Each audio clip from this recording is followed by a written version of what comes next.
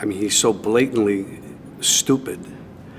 He's a punk, he's a dog, he's a pig, he's a con, a bullshit artist, a You've got people like Donald Trump who are totally shouldn't even be where he is. So God help us. It started with a question no one thought to ask. What happened the night before Robert De Niro delivered the most explosive takedown of a sitting president in live TV history? In a quiet, dimly lit interview recorded weeks after the now legendary speech, De Niro sat down with a small independent journalist known for spiritual documentaries. Gone was the thunder of the award show stage. In its place, reflection and something more unsettling. De Niro, I don't talk about dreams. Not usually. But this one, it stuck. I was standing in a dark room. No walls, no ceiling. Just light. And then I saw him.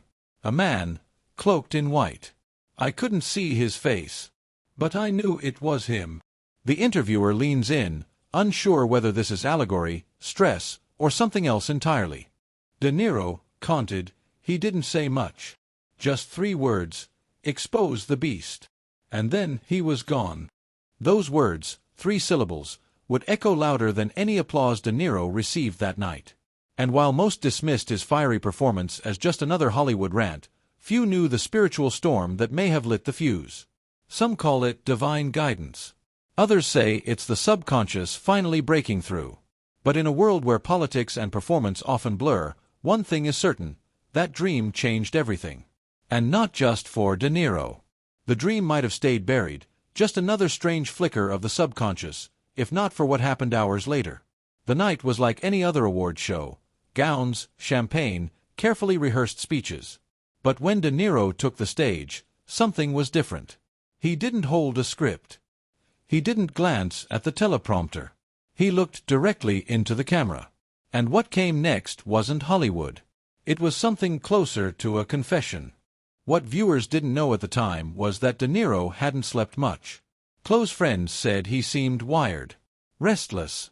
He'd been pacing backstage, mumbling the same phrase, expose the beast. Some assumed it was a line from a forgotten movie. Others thought it was a jab at Trump. But those 3 words, rooted in that strange luminous dream, had taken hold of him like a mission. As he opened his mouth on stage, silence fell. It wasn't just the profanity that stunned the audience, it was the precision of the words. Every insult landed like a sermon. Every sentence had the rhythm of someone who wasn't acting. It wasn't politics, it was exorcism. And something in his voice, rage, sorrow, something unnameable, made even his harshest critics sit still.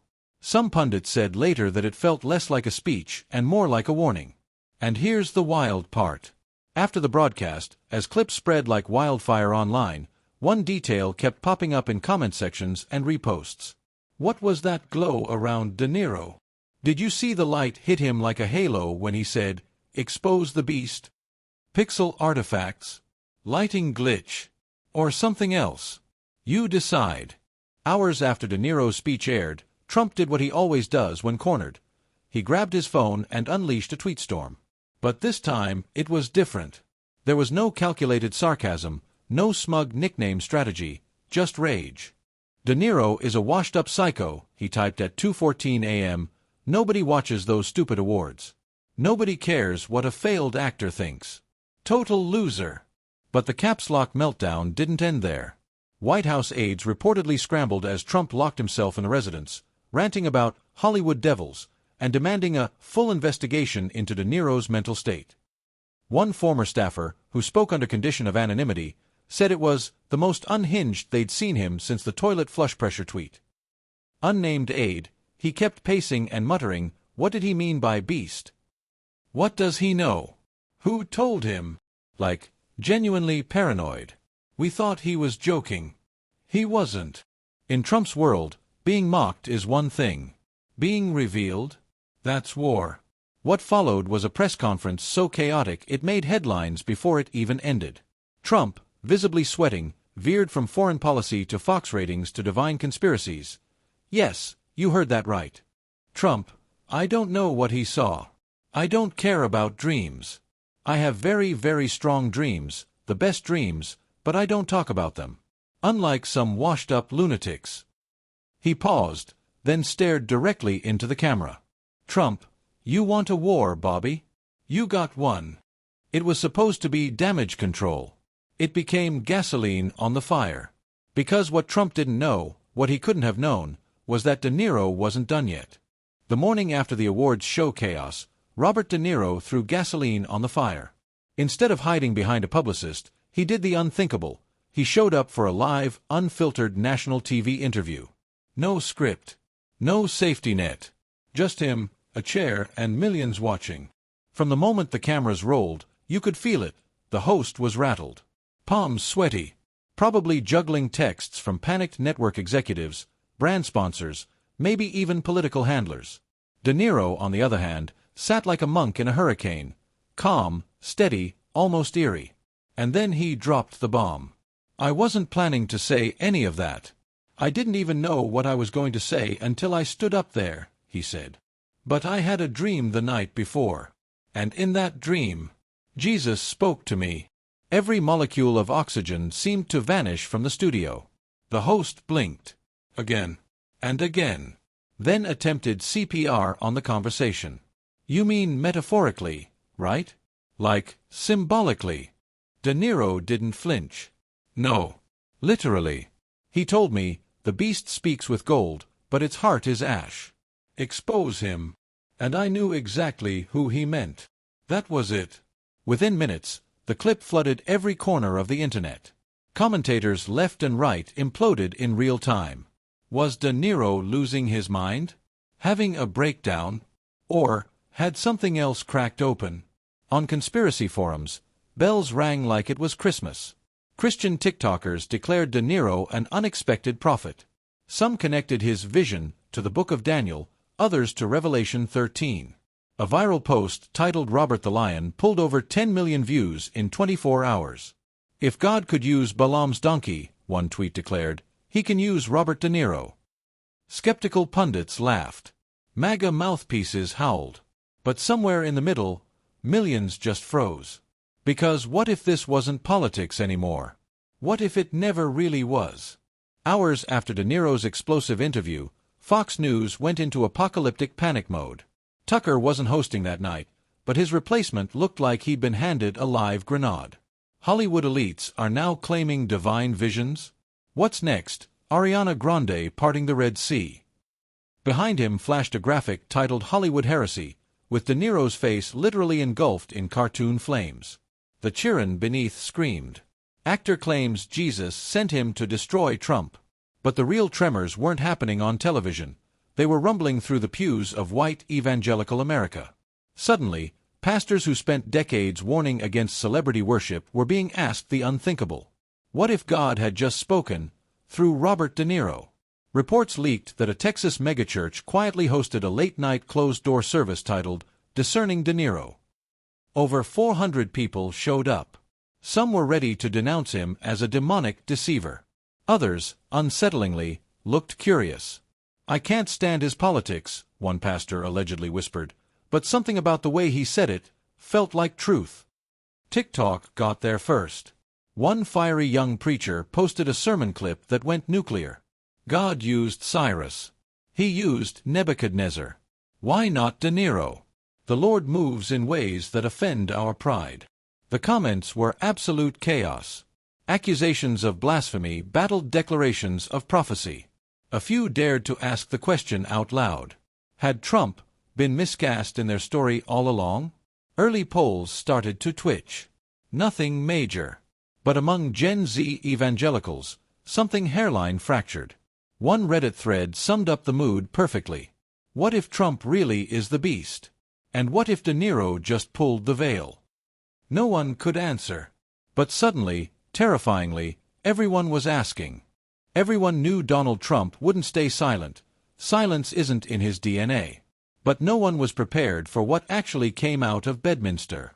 From the comfort of his golf club, he unleashed a Truth Social post that detonated across the internet. Sad old actor with fading brain says he talks to Jesus now. Probably the same guy who told him Taxi Driver was a good idea. Totally rigged dream. Hashtag washed up Bob, hashtag Satan in Hollywood. Instead of killing the story, he supercharged it. Almost immediately, the post was slapped with warnings for religious insensitivity. Backlash poured in, not just from liberals, but from conservative Christians who suddenly felt Trump had finally crossed a cosmic line. Then came the real shock. A televangelist who had once proudly endorsed Trump went live on Facebook and, with trembling voice, declared, "When you mock a man for saying he saw Jesus, you're not just mocking that man, you're mocking the King of Kings." That sound you heard was millions of jaws hitting the floor. Don Jr. frantically tried to mop up the mess, tweeting about respecting all faiths, but the damage was irreversible. Across Christian YouTube, wildfire. Thumbnails showing Trump with demonic horns, split faces, Revelation verses overlaid in fiery fonts. Comment sections filled with words like blasphemy, judgment, Ichabod, the ancient term for when God's glory leaves a place. This wasn't politics anymore. This was spiritual warfare. And Donald J. Trump had just wandered onto the wrong battlefield. Up until now, all the public knew was that Robert De Niro had a dream. But nobody understood what kind of dream, or why it had detonated his entire life. That mystery cracked open when The Guardian leaked a raw clip from an unreleased podcast. In it, De Niro, unusually serene, finally described what happened that night. "I was in this white place. No floor, no ceiling, just light. I wasn't scared. Then someone walked toward me. A man. And without moving his lips, I heard, 'It's time.' I asked, 'Time for what?' He said, 'To speak. They won't listen to politicians anymore. They only hear prophets or fools. So I sent a fool who became a prophet.' Then he touched my chest and disappeared. That single line, 'I sent a fool who became a prophet,' hit the internet like a lightning strike. Was De Niro calling himself the fool? Was it some twisted metaphor? Delusion? Blasphemy? Revelation? Christian influencers split instantly. Half dismissed it as occult nonsense. The other half quoted 1 Corinthians with trembling excitement, "God chose the foolish things of the world to shame the wise." But something unexpected happened. The story began resonating beyond religion. Suddenly, philosophers, psychologists, journalists were weighing in. Not because it was rational, but because it felt uncomfortably true. One MSNBC psychologist put it hauntingly.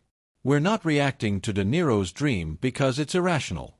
We're reacting because something in it feels true, even if we can't explain why." And just like that, everything snapped into focus. The anger, the rant, the chaos. Maybe it hadn't been random at all. Maybe, just maybe, the old actor wasn't losing his mind. He was answering a call. Within 48 hours, De Niro's dream wasn't just a headline, it had swallowed the news cycle. And Fox News, confident it could meme its way out of anything, made a fatal miscalculation. At first, they tried humor. "Hollywood goes holy," flashed on screen, with a cheerin' sneering, "De Niro sees Jesus, next up, Elvis?" Tucker Carlson's temporary host chuckled about celebrity psychosis and waited for the audience to laugh along. They didn't. That night, Fox's ratings dipped, a rare and unsettling omen. The next morning delivered the gut punch, an open letter signed by over 200 evangelical pastors, condemning Fox for its mockery. "If a man claims to have seen Christ," the letter warned, "and you jeer instead of discern, perhaps the fault is not in him, but in the plank lodged in your own eye." The hashtag Fox is fallen began trending. Right-wing YouTubers turned their knives on the network. Even Megyn Kelly appeared from the shadows with a 10-minute video titled, "You Never Mock the Christ," calling Fox's response a spiritual disaster. And through it all, De Niro remained utterly silent. No interviews. No statements. His absence spoke louder than any broadcast. Even the Trump base began to wobble. One longtime defender posted on Truth Social, "I can defend policy. I can defend chaos. I cannot defend a man who mocks the Lord." And just like that, in a twist no political strategist could have scripted, a Hollywood liberal accidentally ignited a spiritual insurgency, leaving Donald Trump trapped in the one arena he never imagined he'd have to fight for: the sacred. By day 4, the pressure was visibly cracking him. Trump stormed back onto Truth Social, typing as if volume might save him. Bobby D is a washed-up liar who never saw Jesus. I have a better relationship with Christ than anyone. Instead of strength, it smelled like panic. And then came the real blow. Someone unearthed a 2011 Playboy interview where Trump was asked if he had ever asked God for forgiveness. His response: "I don't think I have. I just try to do better." That quote resurfaced like a haunted object. Christian Twitter tore it apart. A meme instantly went viral. Left panel, De Niro bathed in light, eyes closed. He saw him. Right panel, Trump in a golf cart, squinting at the camera. He never asked him. The shift was seismic. Churches that once boasted Trump as God's chosen vessel suddenly went suspiciously silent. An anonymous pastor told The Atlantic, "He's mocked Jesus, he's mocked dreamers, and now he's trying to outvision a vision? That's not bad optics. That's blasphemy." Even Franklin Graham, one of Trump's most die-hard allies, posted a cryptic line that felt more like a warning than support. "We must remain humble when the Lord moves in unexpected ways." Translation: "You are on your own, Donald." And just like that, in less than a week, the spiritual current flipped. Not because Robert De Niro argued for it, but because Donald Trump tried to fight revelation with rage, and wound up setting himself on spiritual fire. A full week after the dream had sent shockwaves through the world, Robert De Niro finally broke his silence. But not on some flashy cable news set. No cameras. No bright lights. Just a quiet, 10-minute podcast with an unknown Catholic filmmaker. And a voice, softer than anyone expected. "It wasn't a dream like other dreams," De Niro said.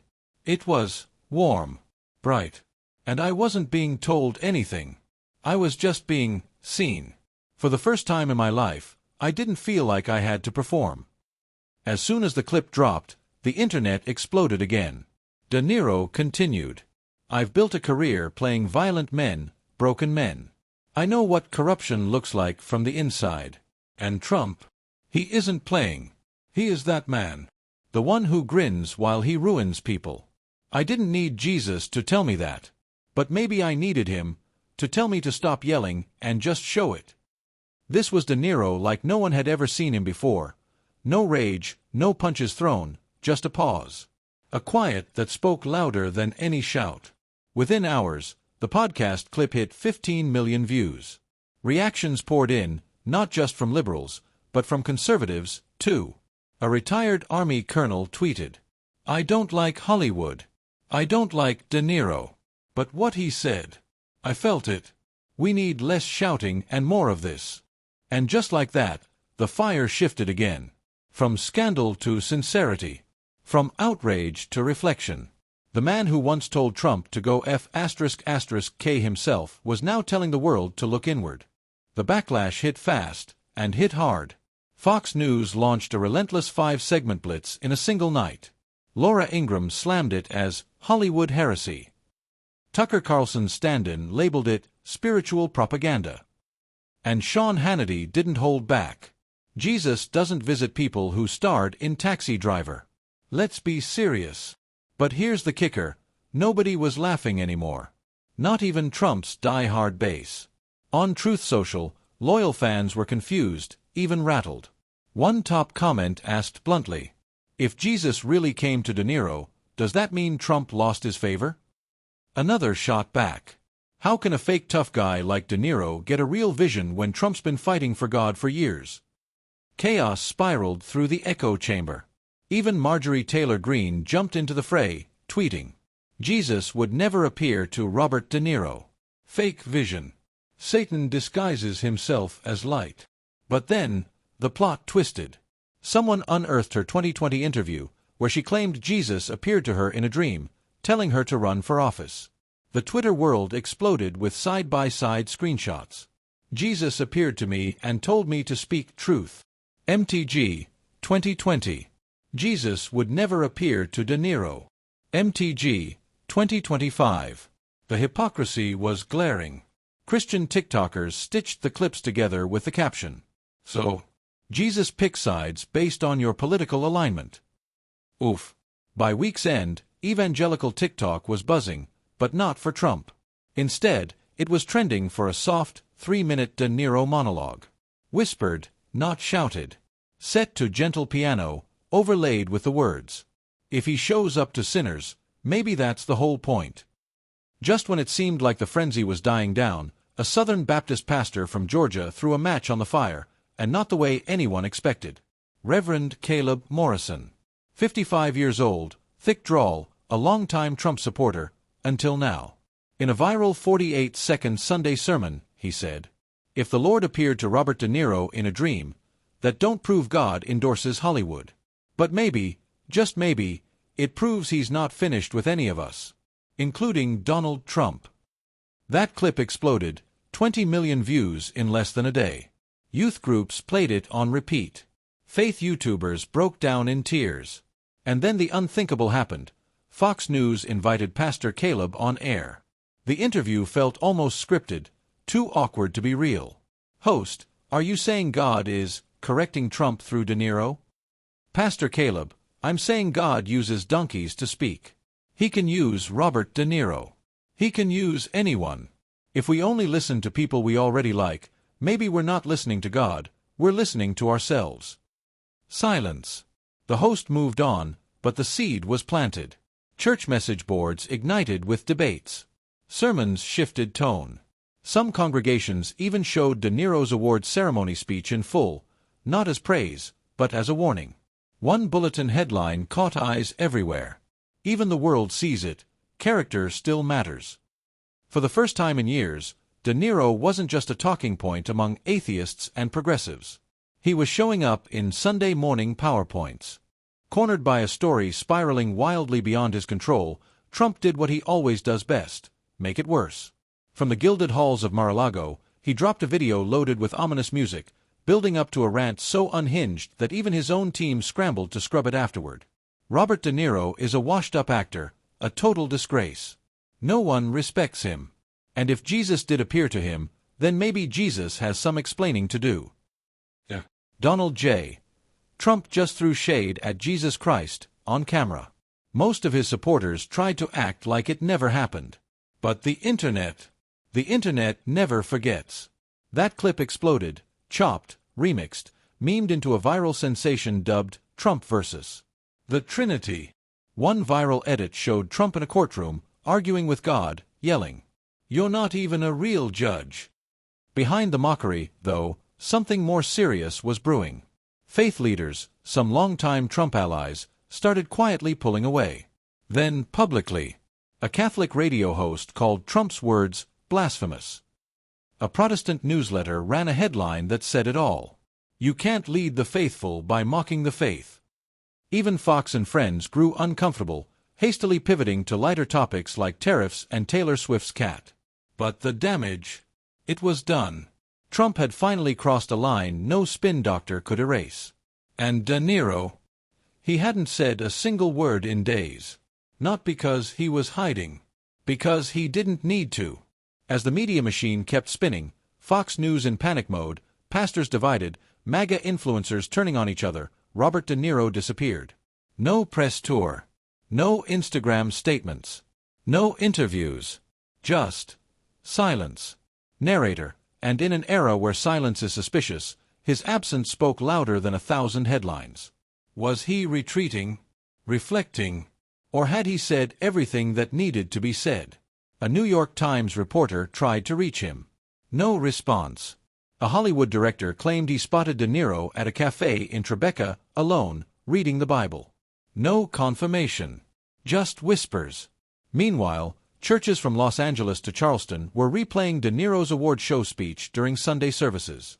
Some compared it to Paul's conversion on the road to Damascus. Others saw it as a warning like Balaam's. But all agreed, something was shifting. Spiritually, culturally, maybe even apocalyptically. Narrator, and that shift? It showed up in the numbers. A Gallup poll showed a noticeable decline in political messianism. Fewer young evangelicals said they believed Trump was God's chosen vessel. A new term emerged online, post-MAGA Christianity.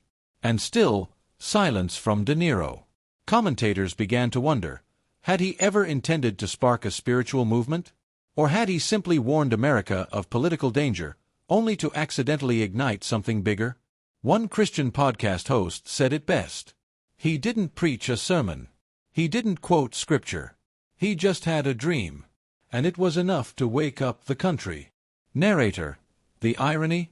The man once accused of destroying traditional values had just reignited faith. And Donald Trump? More isolated than ever. As the world shouted louder and louder, Robert De Niro said nothing.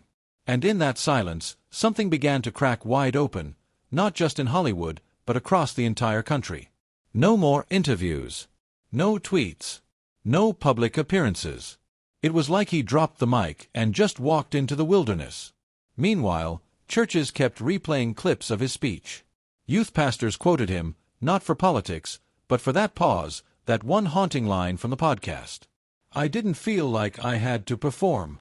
That phrase was plastered on Sunday morning PowerPoints, surreal and powerful. A top YouTube comment summed it up perfectly. A guy famous for playing fake mobsters just exposed a real one. Suddenly, no one talked about Trump directly anymore. The questions grew bigger, about faith, fear, and what happens when religion and politics blur into a storm of rage. The phrase, De Niro doctrine, began trending in evangelical subreddits, a strange cocktail of repentance, resistance, and a brutal reality check. Some pastors made it a sermon theme. Others warned, don't let the actor become your prophet. But the conversation had already escaped the studios and cable news. Even outside faith circles, sociologists and philosophers picked apart the moment. One NPR guest put it like this. This wasn't really about De Niro. It was about America finally admitting celebrity might be the last language we understand, and dreams the only thing we still trust. And somewhere in the quiet, while the world argued if he was prophet or pawn, De Niro stayed silent. Because he didn't have to say more. He already had. It didn't happen all at once.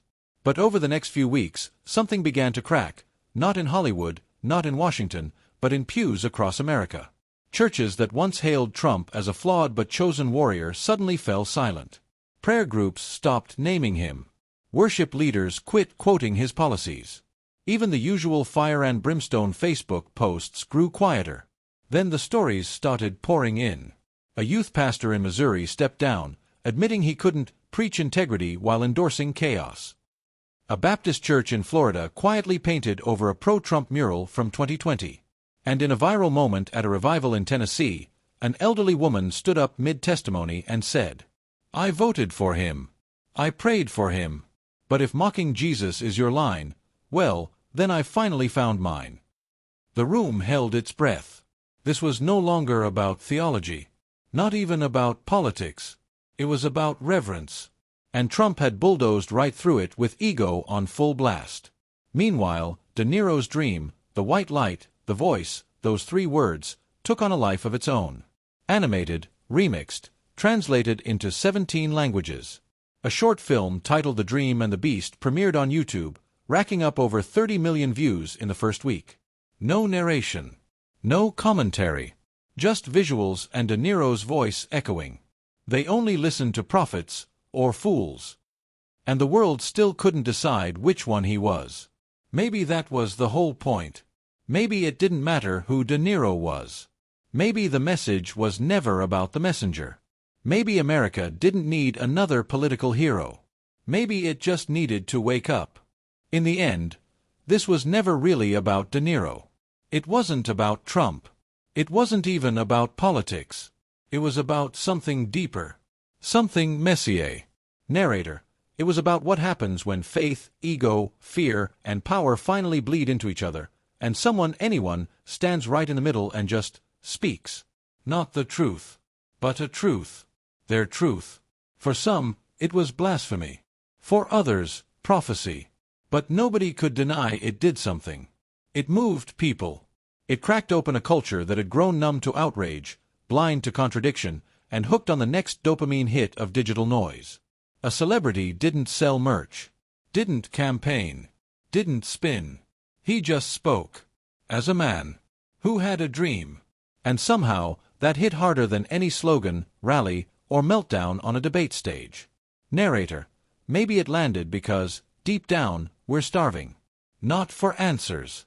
Not for perfection. But for something real.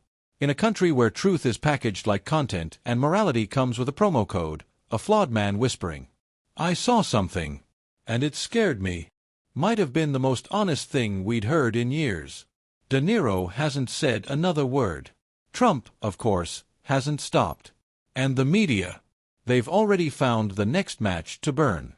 But some of us, we're still thinking about that dream. Because maybe it wasn't a hallucination. Maybe it wasn't about De Niro at all. Maybe it was a warning. And the real question now isn't whether Robert De Niro saw Jesus. It's whether we saw what he was trying to show us.